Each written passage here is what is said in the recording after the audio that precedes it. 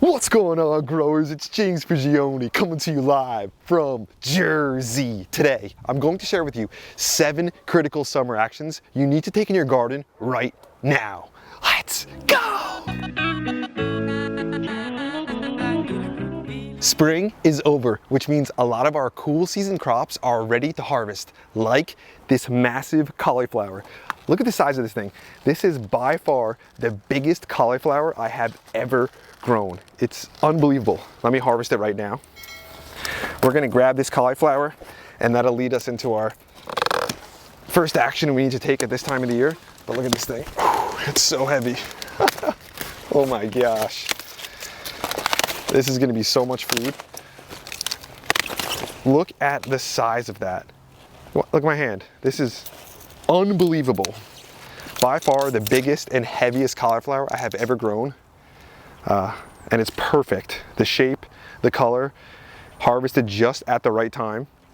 So ideally, when we harvest our spring crops, we want to make sure we have some summer crops on deck to go in and replace it, like cucumbers. We can start them in seed cells. This way we can get them growing before we even harvest our cauliflower. Then transplant them in right after we grab our spring crop. This way there is no gap of time where we don't have something growing. So as the weather changes, we aren't fighting against it, we're using it to our advantage. If you don't have a summer crop on deck ready, you can still direct sow cucumbers or summer squash. They only take about 60 days to go from seed to harvest. Or you could get something like bush beans planted. They prefer to be direct sown, and now is the perfect time to get them in the ground. Just pop 9 in per square foot. It's quick and easy to do. In no time, they will sprout, and boy do they grow fast. Then, only about 60 days after planting, you will be harvesting some perfect fresh beans that are delicious right off the plant. Now is when tomato plants really thrive. They're soaking up the sun and growing super quickly. We want to keep that rapid growth going and also support the plants as they fruit. Come in here, like you see here. We've got some beautiful fruit forming right here. And then there's more down here, and even more as we go up some larger tomatoes right up here. So all the tomatoes are setting fruit. To help support these plants, we want to go by and give them a fertilizer, a top dressing of it, to make sure that they have the level of nutrition to keep growing, to keep setting fruit, and to just take things to the next level.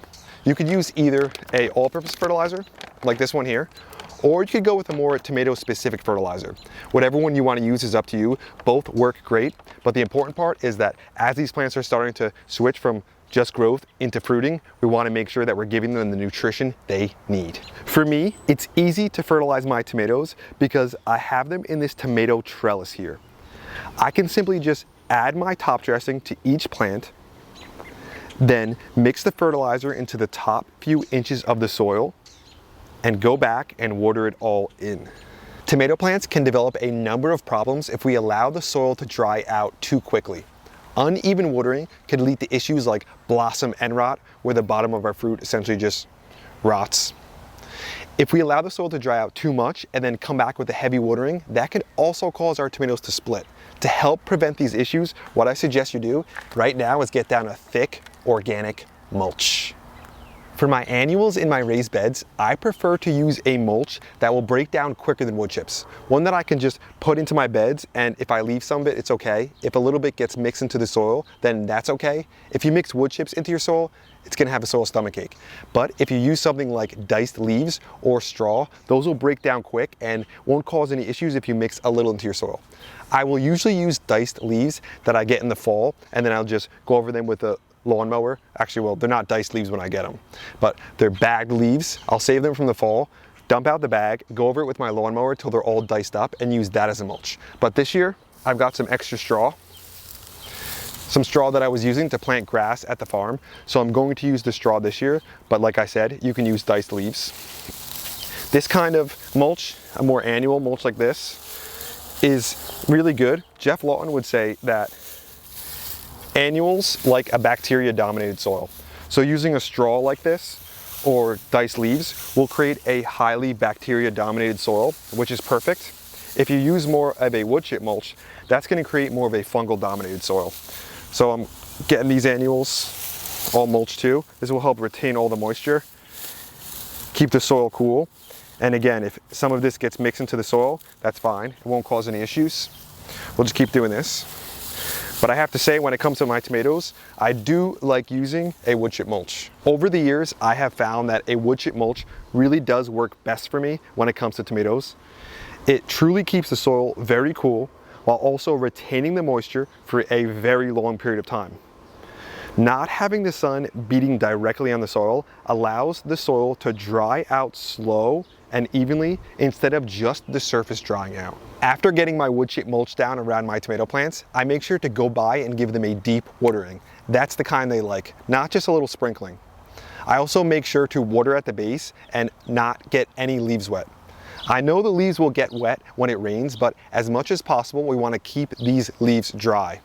That's another reason why growing our tomatoes vertical and pruning them is the most ideal way to grow them, to keep the leaves dry. When a rain does come, they can dry out quickly, because light and air are the enemy of disease, and we want to keep these plants healthy. At this time of year, tomatoes grow so rapidly that you want to come out and prune and tire tomatoes regularly, probably like every other day. If you come right here, you'll notice we've got some small suckers. Again, we want to remove them when they're small. That's the best way to do it. So we'll just pop these off just by hand. And then I'll take a clip. This is my favorite way to tie tomatoes, with these clips. It makes it super simple. Then we'll just take a clip, push it on the back, and then support the tomato just like that. It's so easy to do as long as you come out here regularly. It's a simple task, it's an important one, and it makes a big difference. Sometimes the heat in the summer is so brutal and the sun is so powerful that your plants simply can't take it. You'll start to see them get like weak and sad and flopping over and just becoming so stressed out, and they just really need some relief. Fortunately, there's a very simple way to reduce the power of the sun and allow the plants to cope better with the heat, and it's a simple 40% shade cloth. So what I'll do is take a 40% shade cloth like this on those super hot days, or even when I'm transplanting, and drape it over my bed. What this does is it gives those plants that little bit of relief they need, and it's not something you have to keep on the whole entire day. You can just keep it on for a few hours, allow the plants to kind of like take a breath and, you know, deal with the heat a little better and not be so stressed out. This will make it so on those hot days, the plants are actually growing. They're not just surviving, essentially. You'll also notice that underneath the shade cloth, I have this insect netting on. This is the simplest and best cheap tool to make sure you don't have any pest issues. I'll take this off to show you. Look at these plants. I haven't sprayed one plant one time as I take this off. Look at the health of these plants. Like, no bug bites. Beautiful kale. Look at that. I mean, that's absolutely perfect. Kale over here, gorgeous. All these plants are just in peak because no pests. Even right here, we have a cabbage. This one actually looks like it snapped over here. But look at that. Beautiful cabbage. Don't have to worry about bugs when we keep this insect netting on. If you haven't been using insect netting though, and you have some pests on your plants, don't let them just decimate them. Fight back. Some good options are, if you have cabbage worms or even tomato hornworms, BT is my favorite spray for that. It's organic and safe to use up to the day of harvest. If you have soft-bodied insects like aphids, then I suggest using the safer soap. This stuff works fantastic, and it's also safe to use. It's a really nice one. If you have problems with cucumber beetles or with squash vine borers, then I suggest you spray on your plants the Team Grow Plant Armor. This is a preventative, so you want to do it before the cucumber beetles come. What you do is you spray this on the leaves for the cucumbers to keep off the cucumber beetles, or on your squash, and then you could spray it on the stem of your squash or your cucumbers to help prevent the squash vine borer. The Team Grow Kale and Clay, the plant armor, it works great. As my plants continue to grow and these squash and cucumbers start to flower, I need them to be pollinated, so I need to remove that insect netting. You can also go by and pollinate your squash by hand with either a Q-tip or using the male flower and bringing it over to the female. What we want to do is make sure we're getting good pollination for these plants.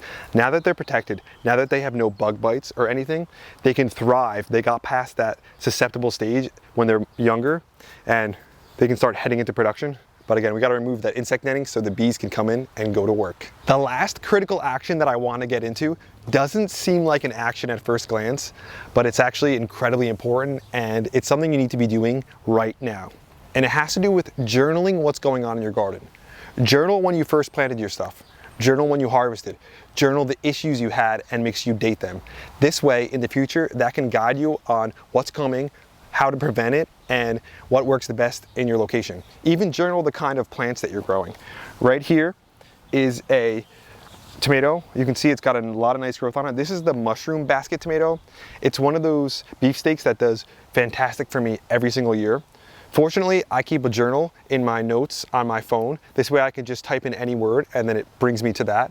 I also have these videos to be able to reference too.